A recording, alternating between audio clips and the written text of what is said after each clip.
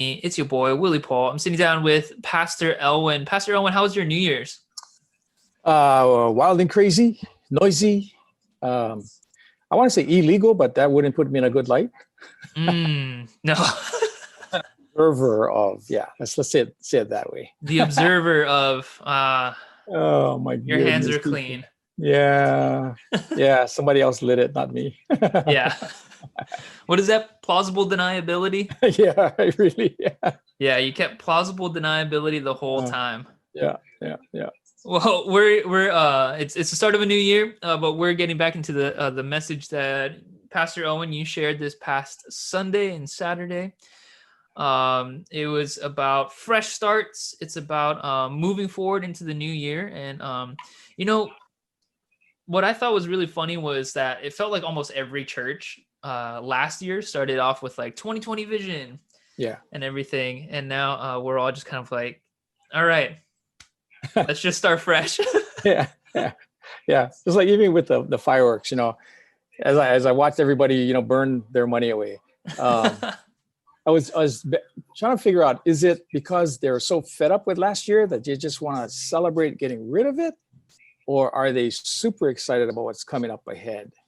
But in any event, it was a moment where people were like, okay, this last year really, really sucked. And I know we started off like this last year, but maybe this year will be better. You got to have that hope. Yeah. And you shared a little bit of the optimisms that you have in the message in the middle, I believe, kind of near the middle. You talked about the breakdown of resolutions, about different age groups for who makes resolutions. And I was wondering, did you make any resolutions, Pastor Owen? I don't. And I think in the message itself, I talked about the resolutions are mainly for the outer. Yeah, we change, lose weight, get more healthy. When in fact, the whole point of the message was, if you're going to change, it has to come from the mind. Your mindset has to change. And so as far as me specifically stating a resolution, I haven't done so in a number of years. And I think I fall into the statistics, as I read. Yeah, I mean, that tracks with what you were talking about. Yeah, just like the baby boomers and above, we don't care anymore about resolutions. We've done enough of that stuff. But it was interesting though. The younger ones are still like, yeah, we can change. There's still hope, and it's encouraging. It's encouraging. So, well, what is something that you're looking forward to in 2021? For myself, and again, just more looking at my age. Yeah. So as I'm chronologically getting older, and you never can stop that, what will that next phase of my life look like? And people have always celebrated, and they've held me up in a sense that I made a decision to follow Christ, and you left your judicial position to, boy, I wish I could make that kind of a decision.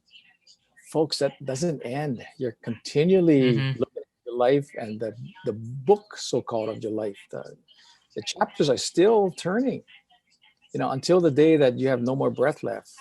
You're still moving forward. You should be journeying ahead.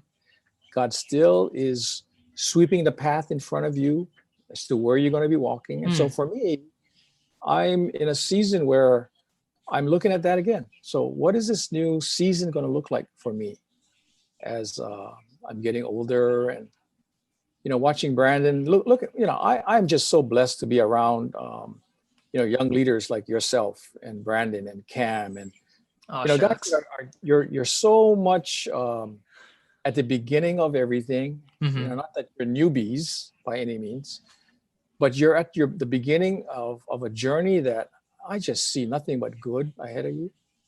And that's encouraging, and I love it. I love being in the midst of seeing the development of you and others.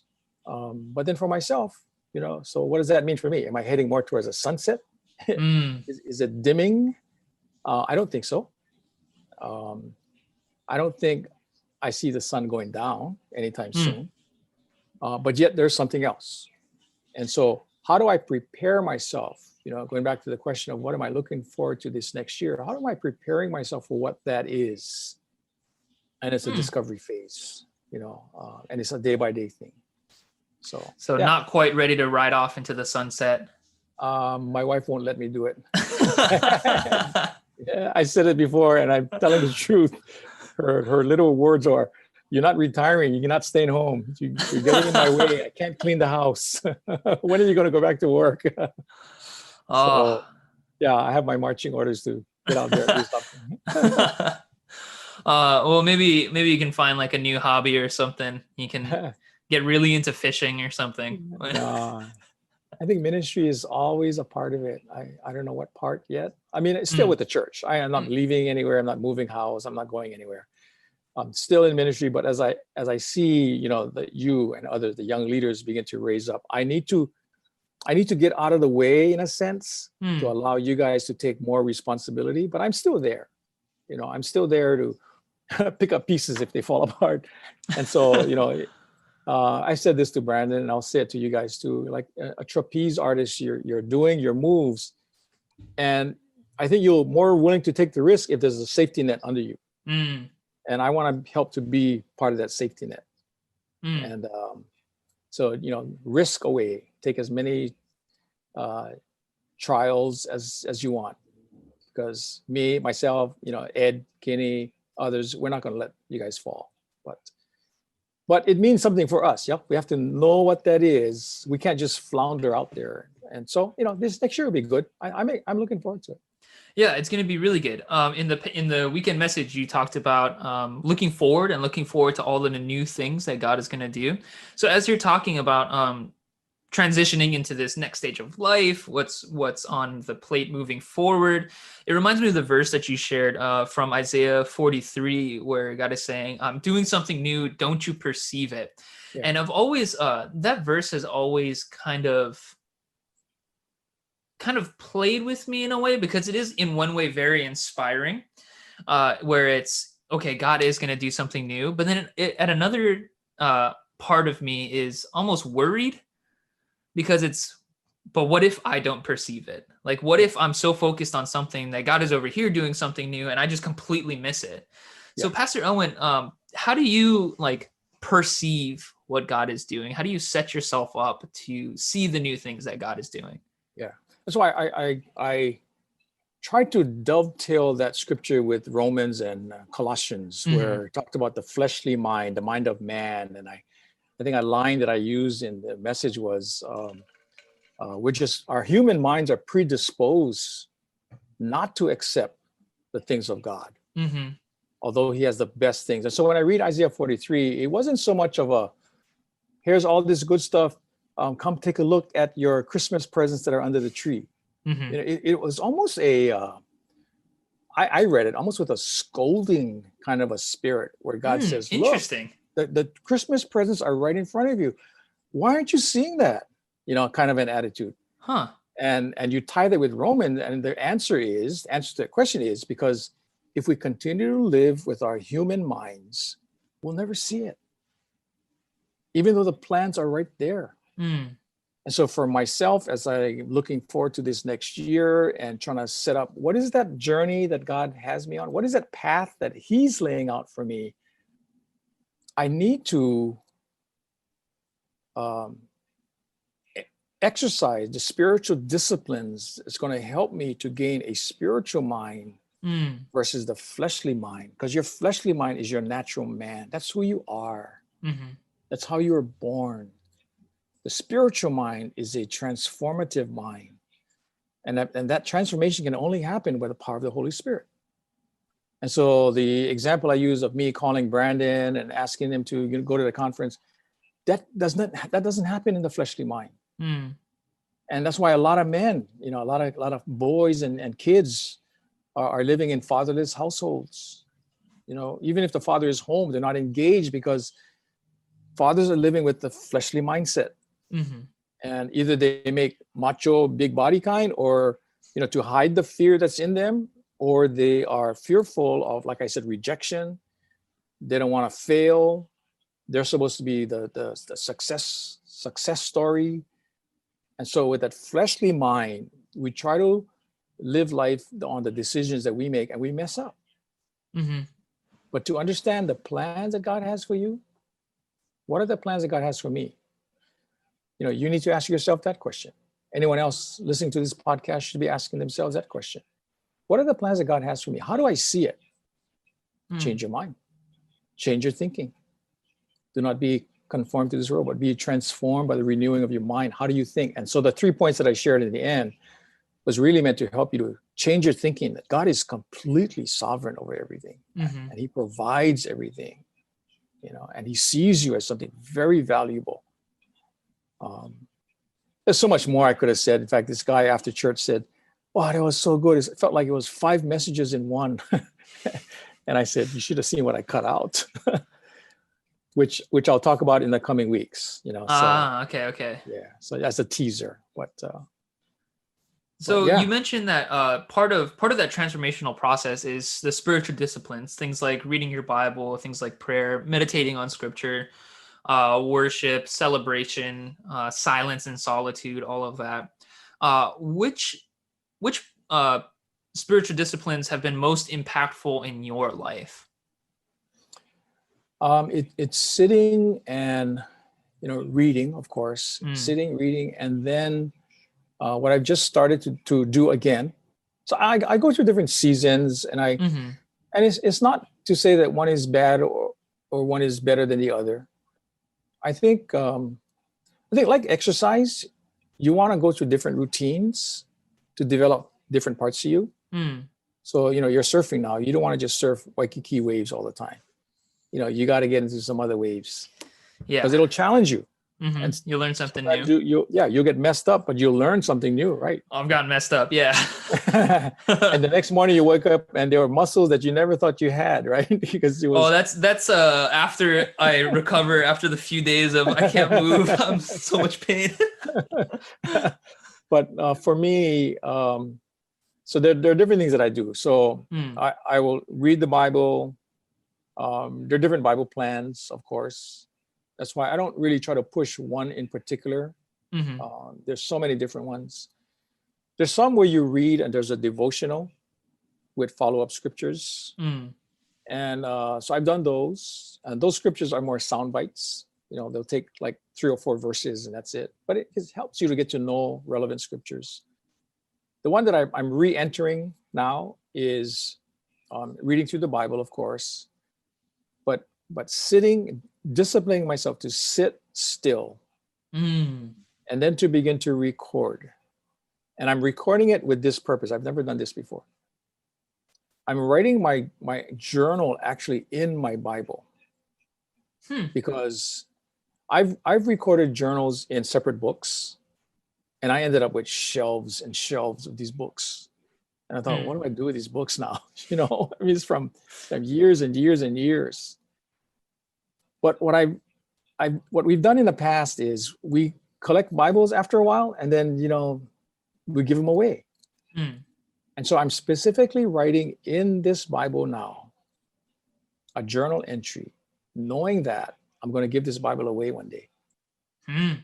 And someone will be able to hopefully benefit from the insight that I got from whatever passage that is. And so it helps me to kind of puts me in a different frame of mind. Yeah. It's almost like there's an audience there, and I'm writing for that person out there, what I'm going through. And it's for me, but it's going to benefit someone else as well. But just your mindset changes and how you approach and read the scripture.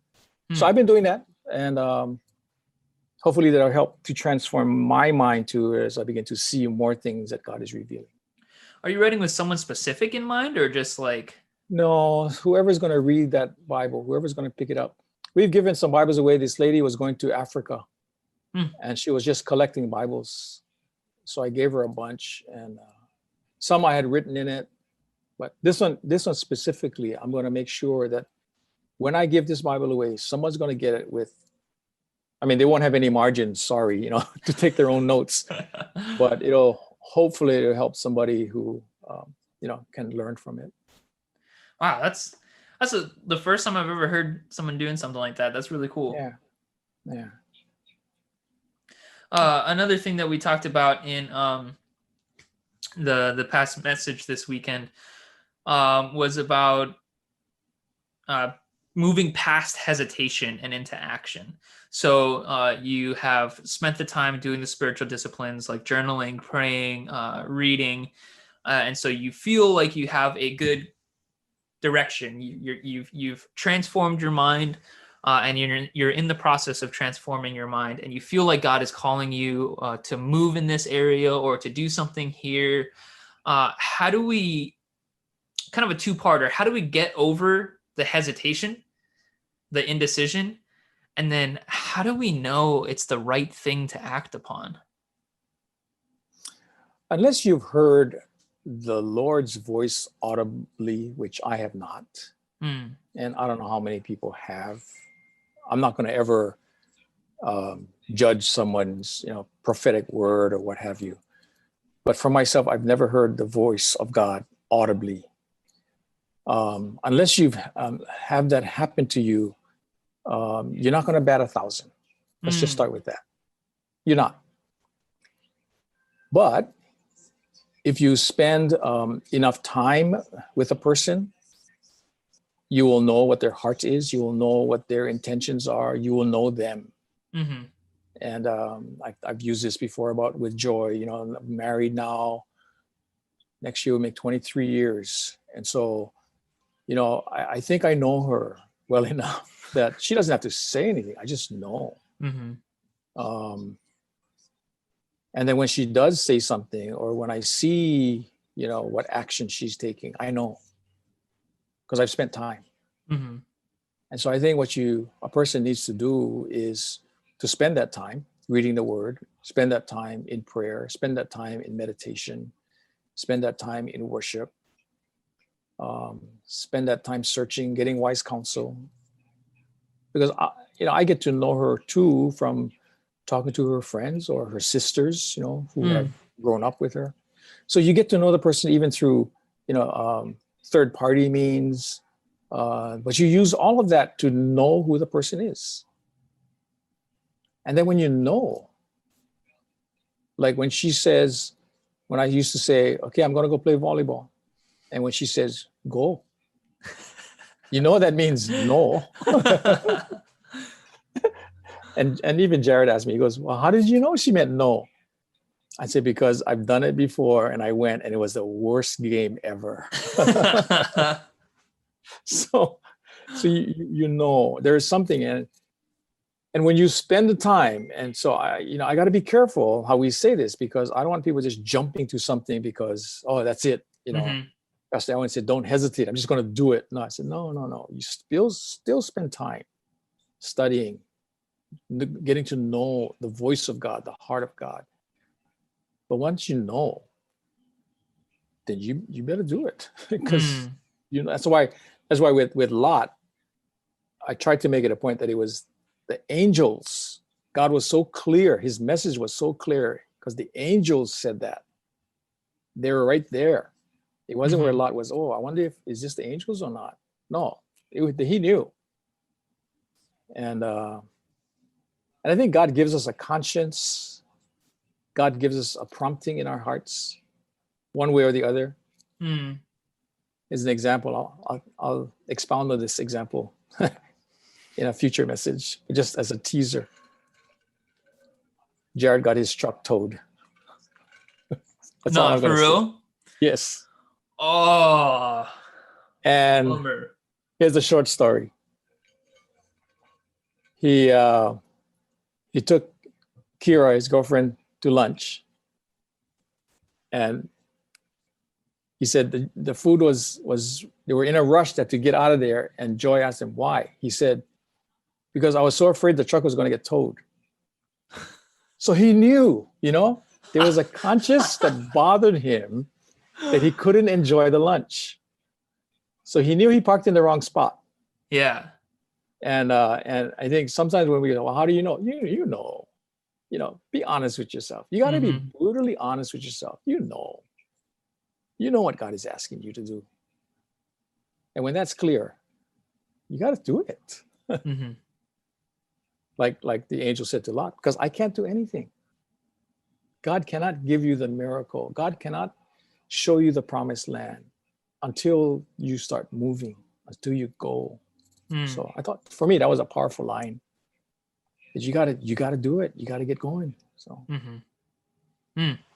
How do you you mentioned that you're not gonna bat 1,000. You're gonna jump, and it's sometimes gonna be the wrong decision, and that's just part of life.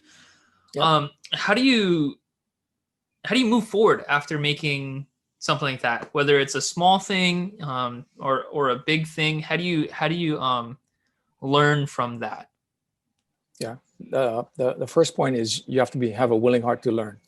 Mm. Are you willing to learn from it? Mm-hmm. So using Jared's example. So here's lesson number one.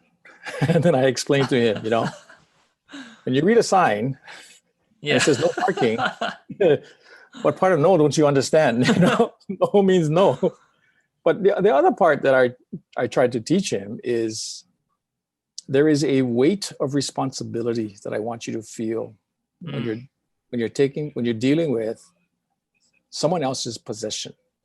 So the truck, my truck, it's not your truck.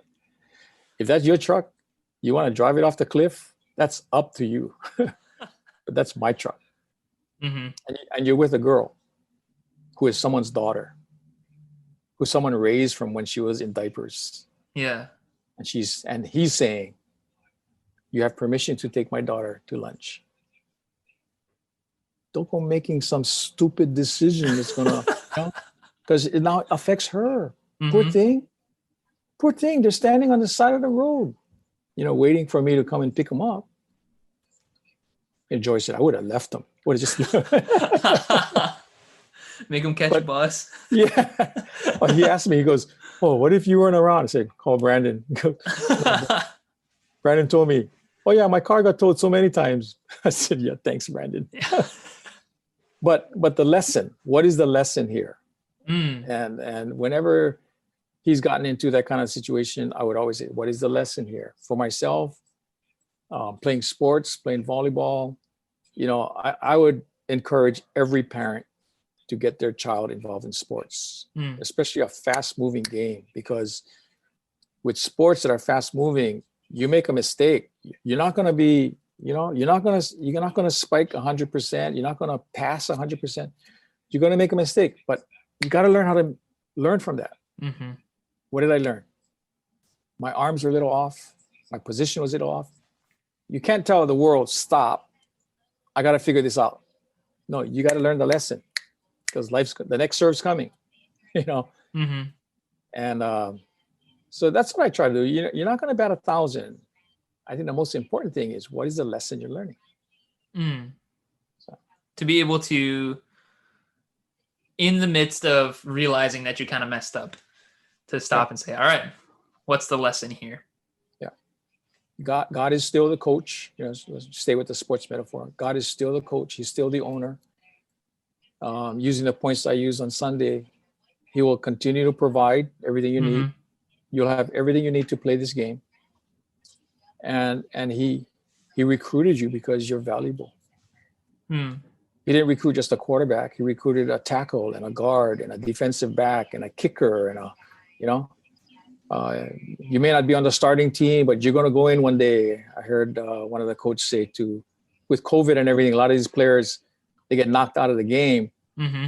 And the coach said to his players, the reason why you guys were picked, you're drafted, for times like these. So don't feel that because you weren't on a starting team, you don't have anything to contribute.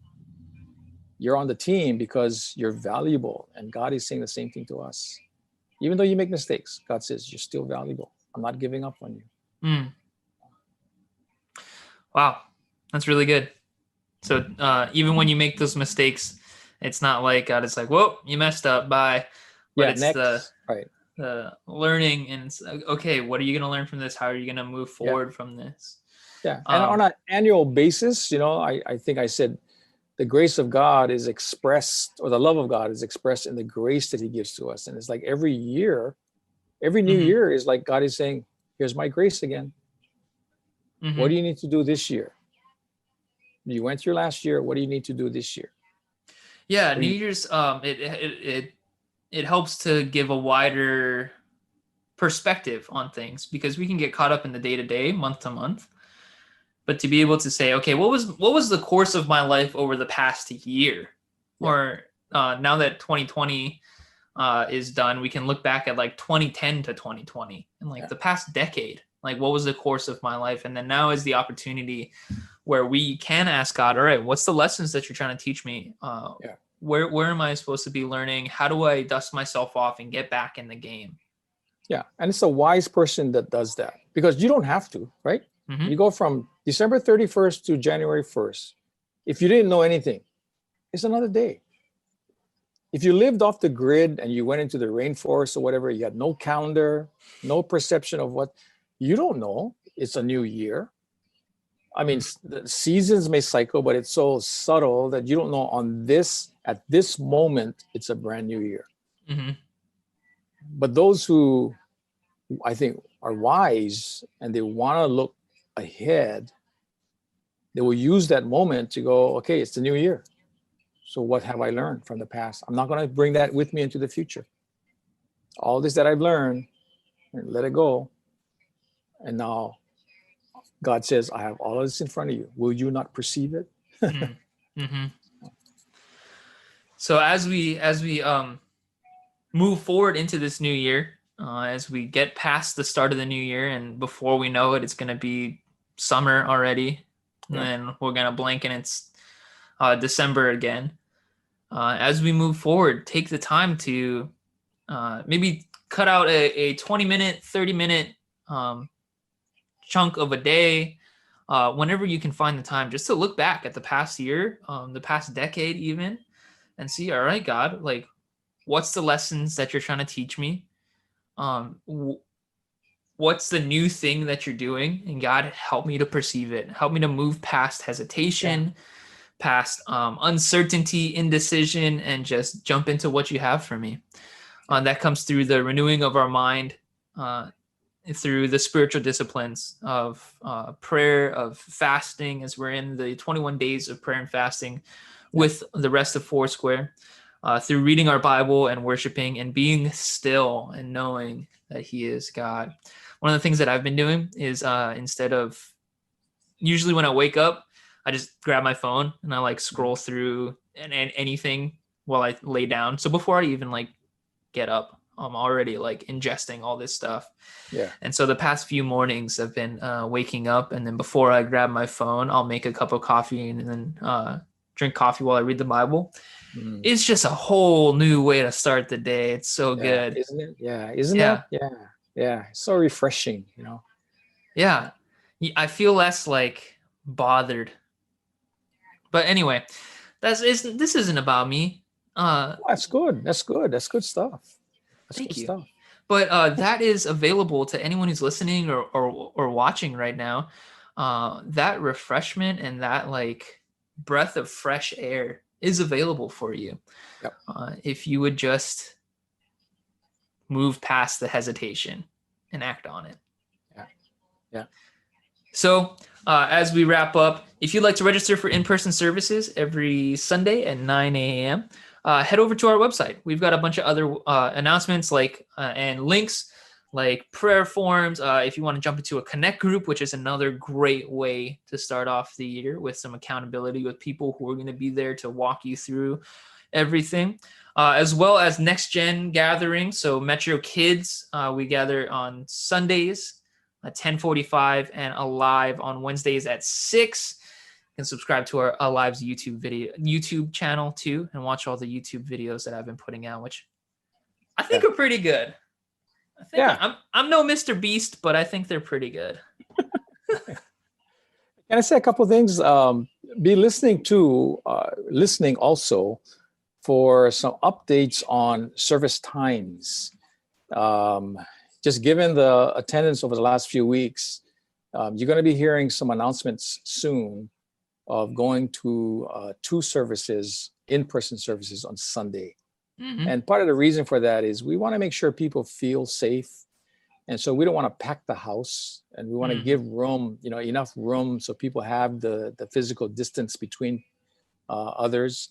but it's been filling up on the weekend. So make sure you register. Registration isn't necessarily a reservation of a seat. It's more to let us know how many are coming, and so we can prepare ourselves for that.